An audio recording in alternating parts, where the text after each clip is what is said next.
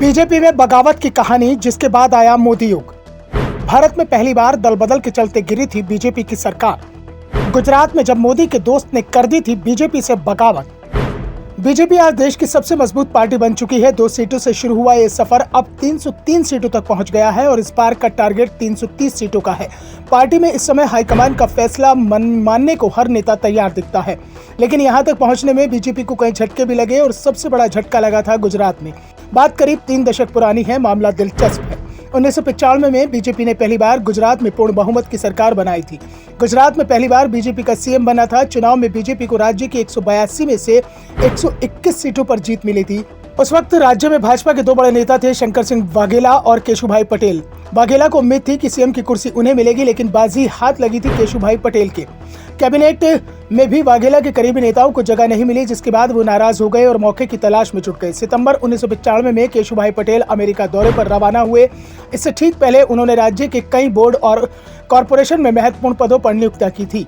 वाघेला खेमा यहाँ भी खाली हाथ था, जिसके बाद वाघेला का सब्र जवाब दे गया। इधर केशुभाई अमेरिका रवाना हुए, उधर वाघेला खेमे के 44 विधायकों ने आत्माराम पटेल के नेतृत्व में बगावत कर दी और बागी विधायकों ने केशुभाई सरकार से समर्थन वापस लेने के लिए राज्यपाल को पत्र लिख दिया।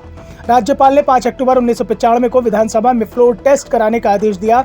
इस बीच वाघेला का विधायकों की सुरक्षा की चिंता थी, क्योंकि गुजरात में कुछ भी हो सकता था। वाघेला ने उस समय मध्य प्रदेश के सीएम दिग्विजय सिंह से बात की। दिग्विजय ने तुरंत सभी विधायकों को खजुराहो लाने का ऑफर दे दिया। कहा, आइए सारा इंतजाम हो जाएगा। और वाघेला अपने विधायकों के साथ खजुराहो पहुंच गए और इसके साथ ही रिजॉर्ट पॉलिटिक्स भारत की राजनीति का हिस्सा बन गई। वाघेला के साथ जब बागी विधायक खजुराहो पहुंचे तो बीजेपी नेताओं के पसीने छूट गए, क्योंकि सरकार जब जाते दिख रही थी और वाघेला को मनाने की कोशिश हुई थी। लाल कृष्ण आडवाणी ने वाघेला से बात की, लेकिन उन्होंने बीजेपी में लौटने से मना कर दिया था। फिर वाजपेयी को बीच में आना पड़ा। बीजेपी वाघेला के आगे झुकी और पटेल को सीएम पद से हटाना पड़ा, लेकिन सीएम वाघेला भी नहीं बन पाए।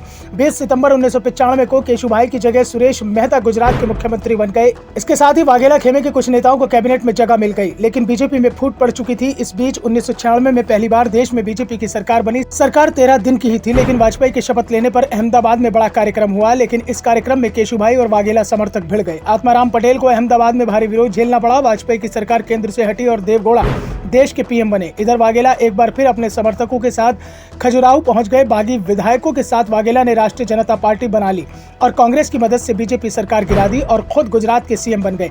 1998 में कांग्रेस में पार्टी का विलय कर दिया। कांग्रेस ने बाद में वाघेला को राज्य का प्रभारी और विपक्ष का नेता बनाया। मनमोहन सिंह के नेतृत्व में 2014 में केंद्र में कांग्रेस की सरकार बनी तो वाघेला को कैबिनेट में जगह दी गई, लेकिन फिर भी पार्टी के अंदर उनकी मान्यता बाहरी नेता के तौर पर ही रही। 2017 में राज्यसभा चुनाव में उन्होंने कुछ विधायकों के साथ कांग्रेस प्रत्याशी की जगह भाजपा उम्मीदवार को वोट दे दिया। जुलाई 2017 में उन्होंने कांग्रेस छोड़ दी। इसके बाद उन्होंने जन विकल्प मोर्चा बनाया। जनवरी 2019 में वो एनसीपी में शामिल हुए। बाद में उन्होंने एनसीपी भी छोड़ दी।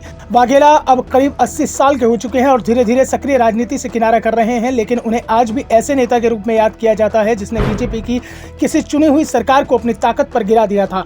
वाघेला को इस बगावत के चलते केशुभाई की छवि पर भी असर पड़ा। बाद में वो सीएम बने, लेकिन दूसरा बार भी अपना कार्यकाल पूरा नहीं कर पाए। इस बार केशुभाई को सीएम पद छोड़ना पड़ा था और नरेंद्र मोदी के लिए मोदी 2002 में गुजरात के सीएम बने थे और उसके बाद बीजेपी और मोदी ने पलट कर नहीं देखा। Bureau report, the Navdarpan news.